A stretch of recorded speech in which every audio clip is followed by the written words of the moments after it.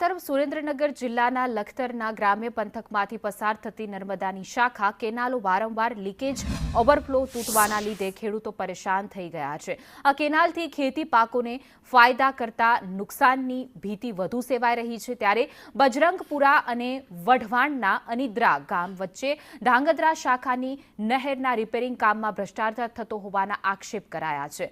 બજરંગપુરા ગામના સરપંચ કરશન જાવદવે આ અંગે સ્થળ તપાસ કરતા જૂના આરસીસી કરતા નવા આરસીસીની થિકનેસ અને આરસીસી માલમાં ખરાબી દેખાઈ હોવાનું સામે આવ્યું હતું। અત્યારે આ લોકોએ એ કેનાલ તોડી અને નવેસર રિપેર કરવા મંડાણા છે, પણ જે એ લોકોએ બાંયધરી આપી હતી કે અમે નીચે પ્લાસ્ટિક મારી ઉપર લોખંડની જારી મારી અને 6 ઇંચ જાડું તમને બાંધકામ કરી આપશું, પણ એ માયલું કાંઈ જ થતું નથી અને ફક્ત 2 ઇંચ જાડો માલ ચડાવે છે।